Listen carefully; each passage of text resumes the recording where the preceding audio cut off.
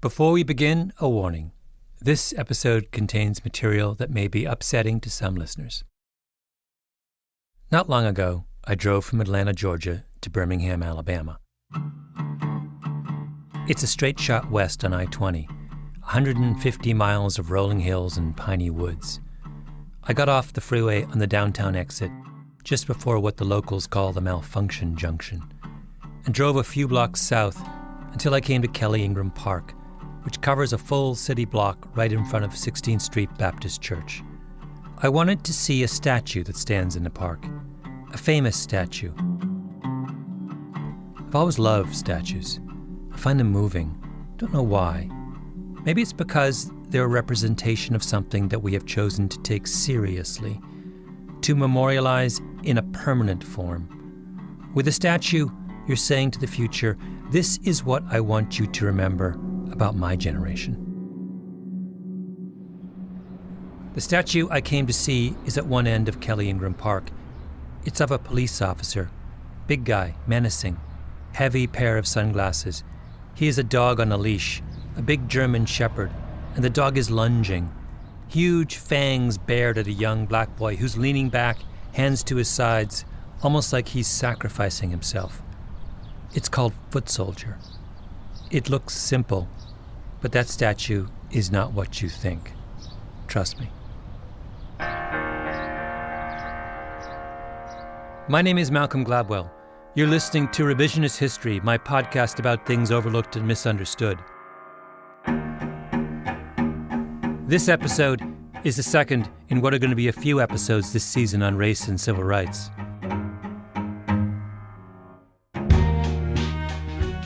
On race in the United States, I'm an outsider.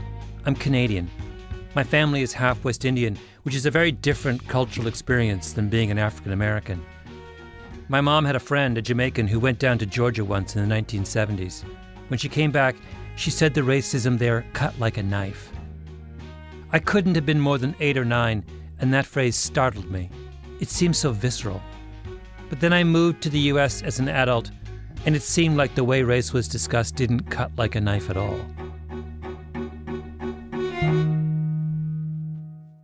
What I saw around race in the United States was evasion and euphemism. The subject of my last episode was the Brown decision. For half a century, the integration story has been told with all the suffering taken out. Why? Is it really necessary that every grand civil rights narrative be turned into a fairy tale?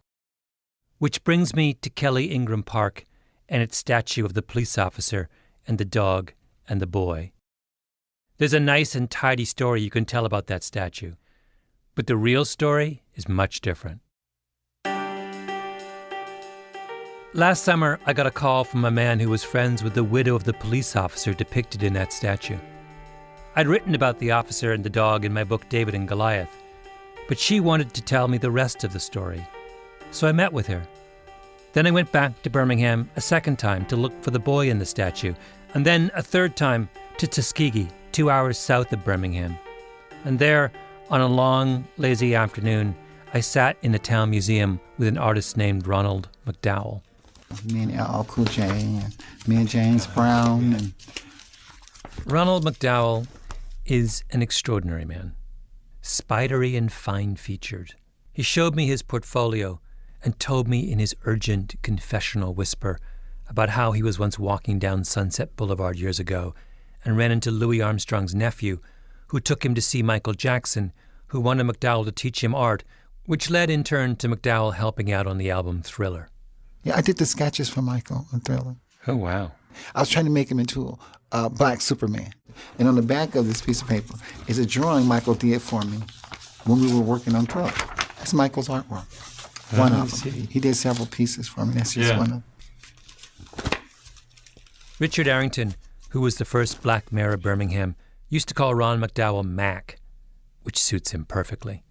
He has an air of mischief about him, which we'll get to.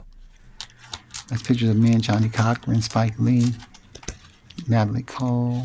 That's in the state capitol, the first African-American painting hanging in the state of Alabama, Rosa Parks. Governor Siegelman commissioned me to do that. Mac did the statue in Kelly Ingram Park. He's the one responsible.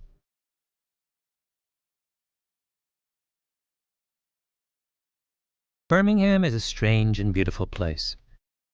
It was a steel town, like Pittsburgh was, and at the height of the steel industry there was a lot of money there. There's an enormous hill on the south side of town, Mountain Brook, with a gorgeous country club and graceful pre-war homes. That's the wealthy white part of Birmingham.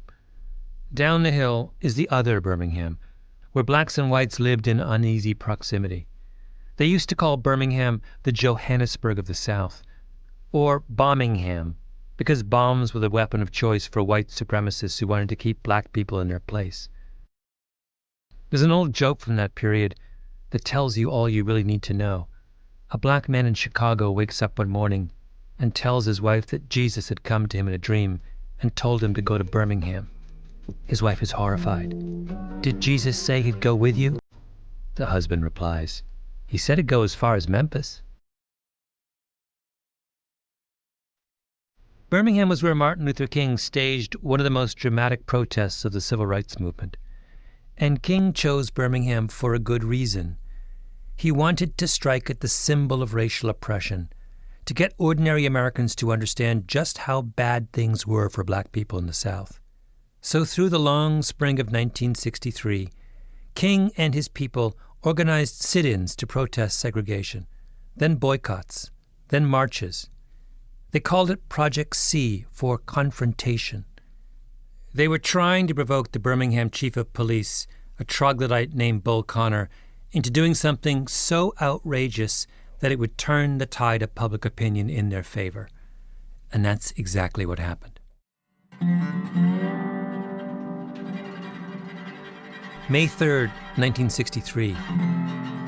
King's people start at 16th Street Baptist Church, right next to Kelly Ingram Park. They come out in waves, marching alongside the park and then continuing on through downtown Birmingham. There are huge crowds, tons of police. In the middle of everything, a photographer named Bill Hudson takes a picture of a white police officer with dark sunglasses and a big German shepherd. The dog is lunging at a young black teenager. The next day, the New York Times publishes the photograph above the fold across 3 columns on the front page of its weekend paper, as does basically every other major newspaper in the country. President Kennedy is asked about the photo, and he's appalled. The Secretary of State says it will, quote, embarrass our friends abroad and make our enemies joyful. It's discussed on the floor of Congress. Editorials are written. People have debates about it. It's exactly what King wants. Something to show the rest of the world just how bad things are in the South. And the tide turns. A year later, Congress passes the Civil Rights Act, one of the most important pieces of legislation in the history of the United States. The Civil Rights Act, people always say, was written in Birmingham. Kelly Ingram Park is now a shrine to the events of 1963. The first black mayor of Birmingham, Richard Arrington, takes office in 1979 and decides to fill this little patch of history with sculptures that tell the story of the movement. He commissions one of Martin Luther King, another of Fred Shuttlesworth, who was a key leader of the Birmingham protests. There's one of the 4 little girls killed when white supremacists bombed the 16th Street Baptist Church in September of 1963. Finally, Arrington turns to the photo, the famous photo, for one final statue. And he calls up Mac McDowell, who's moved out to Tuskegee from California and transformed himself into a kind of house artist for the civil rights movement. He said, I got to get a statue done right, because the people that marched in the movement are complaining about the children don't look like them. The children had white features with black hair, and there were a lot of complaints. And he said, I need you to do a design of this image, this photograph of this boy and this police officer and the dog attacking him. The other artists with sculptures in Kelly Ingram Park are big names, white men with impressive resumes. Mac, a kid from the projects of Oakland, entirely self-taught. He had, in fact, never done a sculpture before, a detail that he conveniently failed to tell Richard Arrington. The mayor just wants Mac to do some sketches, provide a guide. This look on his face was a look of frustration, like, nobody's doing what I want. They're not getting it. None of the sculptors. And I was like, I can't say no to him because he's the powerful wizard. He's the great Oz, of Birmingham. The next thing you know, Mac's doing the whole thing. And I started sculpting it, and 3 hours later, I was complete. And I took it to Arrington I didn't want to think I did it so quick, so I waited a week and took it to him, and he said, "You got the commission. How much?" And so the rest is history. It was unveiled in a special ceremony in May 1995. It's called Foot Soldier because that was the term used to describe the people who marched in Martin Luther King's army. On the statue's granite base, it reads, "This sculpture is dedicated to the foot soldiers of the Birmingham Civil Rights Movement." On a little plaque next to it is the famous photo on which the statue is based. If you want to see a picture of it, we have one up on revisionisthistory.com. And the first people to see it was Stevie Wonder's and Emmett Till's mother. And what I didn't know at the time I did the statue, when you're doing bronze, you have to smooth everything. Because I was untrained, I didn't smooth the rocks. So Stevie was feeling the rocks and he cut his hand. And one of the men in the parks was there, and he told me, he said, I'm getting blood on my hand because Stevie Wonder did. I was like, oh my God. But it's almost biblical. It's almost like he's blessing the park with his blood. Yeah.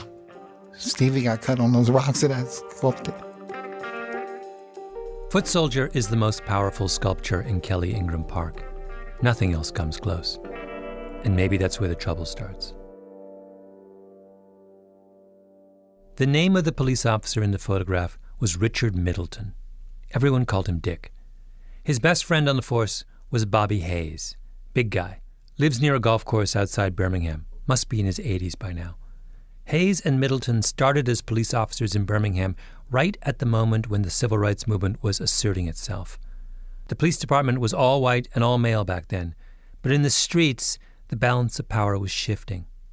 When integration came to the Birmingham school system, Hayes remembers it as bewildering. If you were a cop, nobody really liked you because we were carrying the black kids into school. That's what we were ordered to do, and they were going to get in. That's just the way it was. We had no choice. The black people didn't like you because you were a policeman.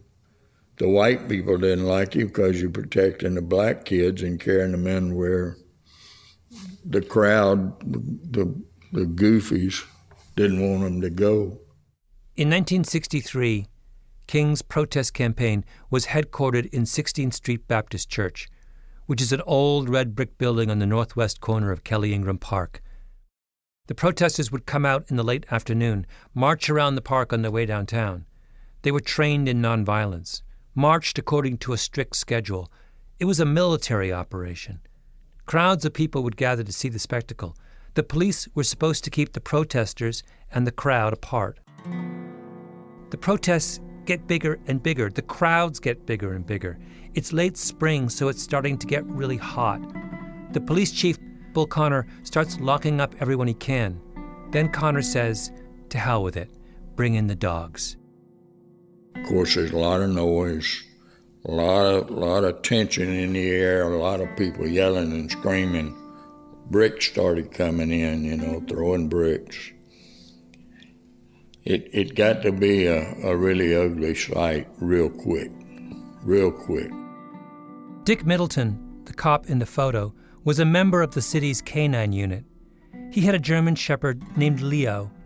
He and the other members of the tactical unit were posted behind a barricade, a row of wooden sawhorses running parallel to the curb. There's a line of cops and dogs in a kind of no man's land between the bystanders and the protesters. He was inside the barricade. The crowd was on the other side. And they were taunting the police, and of course all we could do is just stand, the police, all they could do was just stand there at that time. Dick was well back. The way he told me, he was 10 yards maybe back of the barricades. And the guy came around the barricade. So here we have a foot soldier in the middle of all the mayhem, cutting through the no man's land towards the sidewalk. And Middleton's German shepherd Leo lunges at him. That's the moment Bill Hudson captures in his famous photograph and Ron McDowell captures in his statue. The confrontation between the innocent foot soldier and the snarling face of racial oppression. Bill Hudson's editor says later that he picked that particular photo out of the many taken that day because he was riveted by the saintly calm of the young man in the snarling jaws of the German shepherd. Here's where the story starts to get complicated. This is an interview today, Saturday, May 25th, 1996, at the Birmingham Civil Rights Institute with Mr. Walter Gadsden of Atlanta, Georgia. Okay, how did you get involved in the civil rights movement? Now, that's one thing that I always had a problem with. I never did get involved with the civil rights movement. Walter Gadsden is the boy in the photograph, the one bitten by Leo. He's a mysterious figure. He was interviewed at the time of the photograph by Jet magazine back in 1963, but only briefly. From time to time, other people have come forward to say that they were the one in the photograph, not Gadsden, but those claims seem dubious. Meanwhile, Gadsden disappears. People try and find him and can't. All that seems to exist is this oral history that you're hearing, done in honor of the unveiling of Ron McDowell's statue. And the interview is strange because it doesn't go the way the interviewer thinks it's going to go. She starts with the obvious question. You were a foot soldier. Tell me how that came about. And he says, I wasn't a foot soldier. But the fact is, the day of that movement, I was supposed to have been in school. But a friend of mine, or acquaintance of mine, had told me that earlier that Martin Luther King was in town that day and that he was going to be there. And I said I wanted to be there too. I wanted to come and find out what it was all about. Walter Gadsden is a bystander. The famous statue in Kelly Ingram Park, Foot Soldier, is not, in fact, of a foot soldier. It gets stranger. Okay, and when you left school, where did you come downtown? To the park area, the Kelly Ingram Park over there. So we started walking toward the activity, and as I approached and got closer, they turned and looked at me, and I saw them coming toward me, so I turned to leave. He was walking down the street with the protesters coming towards him, so he veers off to get out of their way and rejoin the spectators on the sidewalk, ducks in behind the row of sawhorses, where he runs into Officer Middleton and Leo. So as I turned and started to walk away, I was grabbed, and the rest of it. Grabbed by the policeman? Grabbed by the policeman and yanked toward him. Is that when the dog bit you? Did the dog bite you As at that near time? as I can remember, that happened simultaneously. Did you? Because the policeman grabbed me, I don't remember what hand, but the dog, he grabbed me with one hand. It happened so fast, there was nothing I could do except throw up a leg and try to protect myself. And as I was doing that, there I went. Yeah. If you look at the famous photo, Gadsden's explanation makes sense. Leo is lunging. The bite is a millisecond away. But Gadsden and Middleton just look startled, the way people do if they unexpectedly bump into each other. Gadsden has his knee up as a reflex, and his hand on Middleton as if to steady himself. Middleton has one hand on Gadsden, and his other arm is flexed. He's yanking back on the leash. Leo has freaked out, and he's trying to restrain him. Leo, whoa! Middleton's colleague Bobby Hayes made the same point to me. Middleton's not letting Leo loose on Gadsden. Quite the opposite. If you look at the picture, you can tell he's holding the dog back. The line's taut, the dog's feet are in the air, the best I recall, and Dick's got him here. He's holding that line. He's not going to let him bite that guy. Now, what does Gadsden say about all this? Does he think he's been the victim of police brutality? Not at all. In fact, he can't seem to understand why everyone makes such a big deal out of what happened to him that day. How did your family members react to your participation? Well, they were angry because I didn't attend school that day. Okay. He appears in an image that transfixed the world, and his parents are mad that he skipped school. The interviewer then tries to get at Gadsden's connections to the struggle for civil rights. Okay, well, the church where your parents or your family members were attending, were they involved in the civil rights movement during that time, do you know? They never told me of it. Okay. What benefits do you, your family, and the community realize as a result of that movement? None. None. In answer to the question, what benefits did your family receive from the civil rights movement, he answers, none. He's not having any of it. Gadsden's interview, in fact, just gets weirder. Okay, if you were in control of an organization or a movement of such and could go back and change some things, what would you change? Okay, the things that I would change would be a more careful choice of people involved in all of those movements. There are too many, to be just blunt, crooked people. Many of the people that were involved and had notoriety became too crooked. The most famous photograph of the civil rights movement is of a startled cop trying desperately to hold his dog back from biting a bystander who wasn't that much of a fan of the civil rights movement. I'm wondering still, why me? Because I've never had any notoriety whatsoever concerning that picture. That picture was in the paper, but many other people were too. Yes. Many other situations. Buses, bombings. Yes. But they chose to use the little boy at 15 for that statue. The little boy in age, but not the little boy in size. Were you surprised when you found out about it?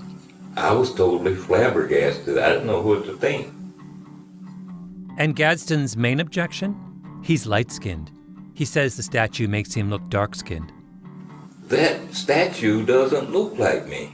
It looks like a totally different boy. That looks like an African boy. That's the way you feel about it. It looks like an African boy? It looks like an African boy. The color or the features? The features, the lips, the size. You take a look at the picture there and the statue there. The boy's short. I was tall for my age. If you listen to the whole interview, it nearly goes off the rails at this point. The interviewer expected to find a heroic civil rights veteran. Instead, she's getting a grumpy old man still wedded to some of the oldest and most awkward of black prejudices. We're very proud of it, and I hope you will be too. And now that we know who you are, we can add a name under there. That you were the young boy that the sculptor used. Mm. Well, I'm still wondering why, after all the information that I had given and all of that, all that does is establish me as being a young African boy, which I'm not. You prefer being called a Negro? I prefer being called what I am, a colored. Oh, you prefer you word colored. I am. Okay. Okay. Euphemism and evasion. At the beginning, I said that what I object to is the way so many stories about race get cleaned up, sanitized. So the Brown decision becomes a fairy tale in which black people triumph without effort. Well, here's the flip side. When we stop evading and just listen, it gets complicated. Our hero, Walter Gadsden, isn't all that heroic.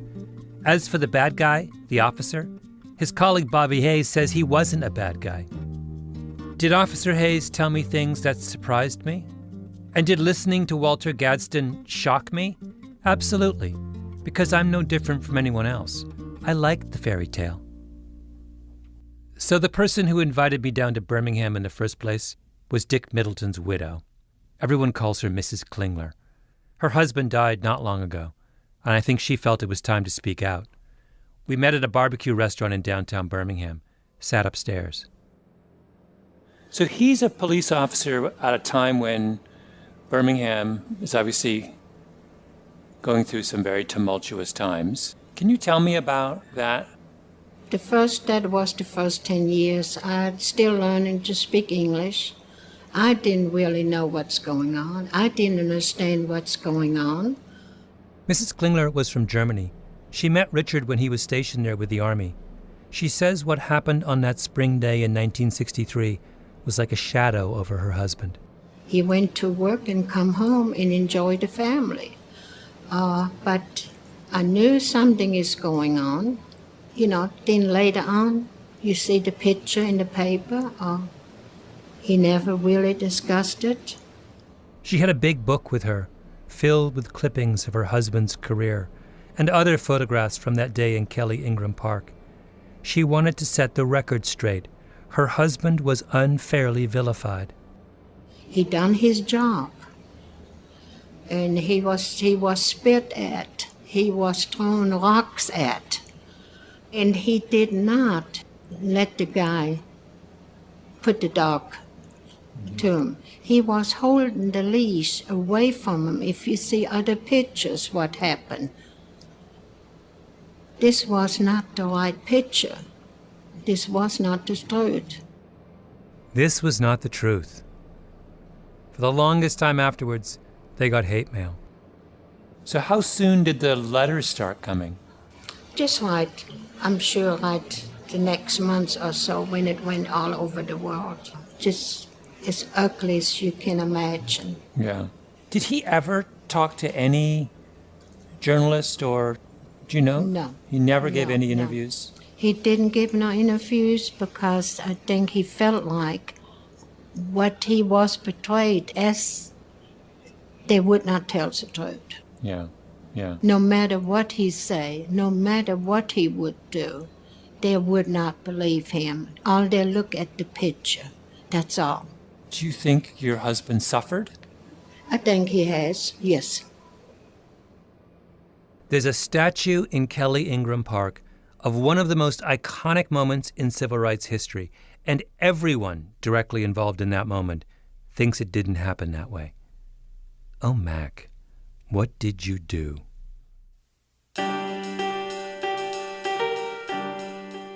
You said earlier that when you draw, you try and inhabit the characters. Yes. That's So true. tell me your emotional reactions to that photograph. Well, I saw that the boy was maybe about 6'4". The officer is maybe 5'10", 5'9". And I said, this is a movement about power. So I made the little boy younger and smaller, and the officer taller and stronger. The arm of the law is so strong. That's why his arm is almost like straight. And the dog is more like a wolf than a real dog. Because if I'm a little boy, that's what I would see. I would see like this Superman hovering over me, putting this big old giant monster of a dog in my groin area, in my private area. And so that's what I envisioned when I first saw the photographs. And you changed it. In the photograph, I noticed the boy is leaning in, and in your sculpture, he's leaning back. Tell me about that. He's leaning back because I wanted to depict him showing that I'm not going to fight you. I'm not leaving, I'm not moving, I'm standing, but I'm not going to fight you. This is a nonviolent protest. That's why his hands are open and he's going back, like, do whatever you're going to do. Put the dog on me, beat me with the club, whatever you want to do.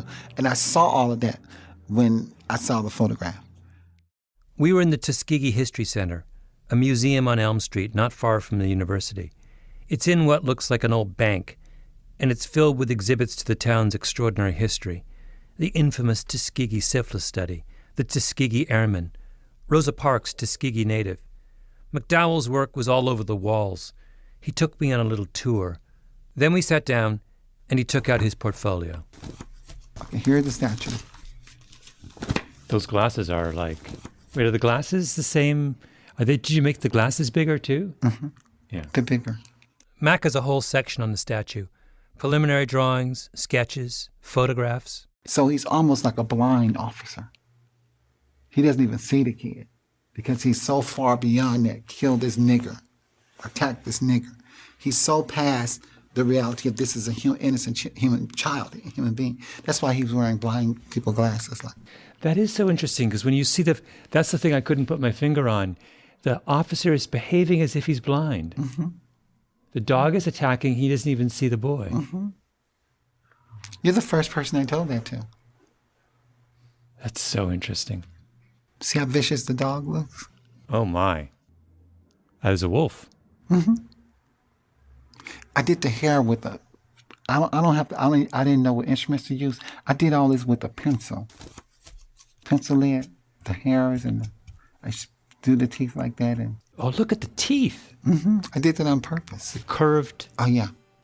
Because if you have a curved tooth, like if you see those werewolf pictures, the teeth are curved, because once there's like a snake, when he bites you, if he doesn't retract him, he's going to rip.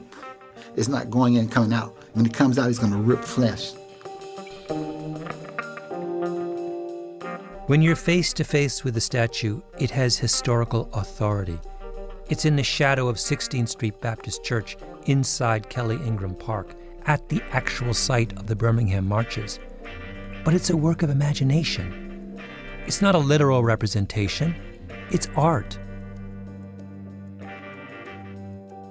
Wait, are there other details that, you were saying there's the blind officer, there's the curved teeth on the dog. See, the officer moved all of his anger into the dog, and it's the dog that's attacking the boy. That's what they do with racism. Mac made Leo into a wolf and blinded Middleton and shrank Walter Gadsden until he was tiny and helpless because he was telling a story about Birmingham. That's what history is. Each side writes their own story, and the winner story is the one we call the truth. You don't think white people told their share of whoppers over the years in the South? You don't think that there's a statue in a southern town somewhere of a champion of the Confederacy that makes a hero of someone who was actually a villain? White people got to do that in the South for centuries. Foot soldier is just what happens when the people on the bottom finally get the power to tell the story their way. It was a long time coming.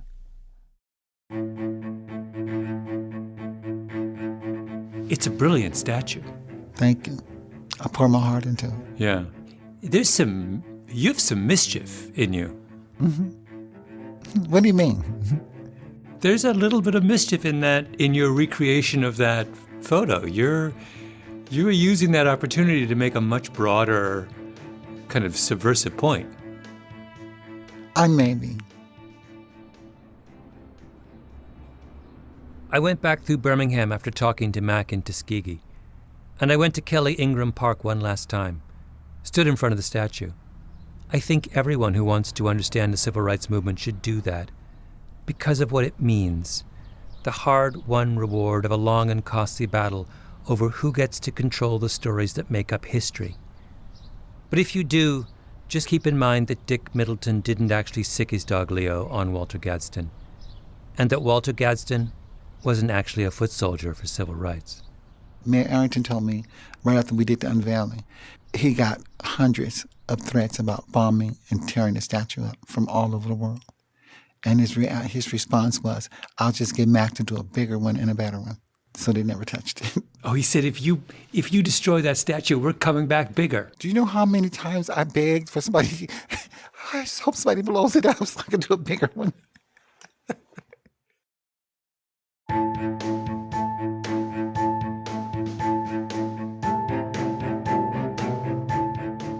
Revisionist History is produced by Mia Lobel and Jacob Smith, with Camille Baptista, Stephanie Daniel, and Xiomara Martinez-White.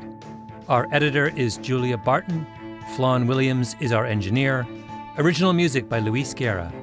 Special thanks to Andy Bowers and Jacob Weisberg at Panoply. I'm Malcolm Gladwell.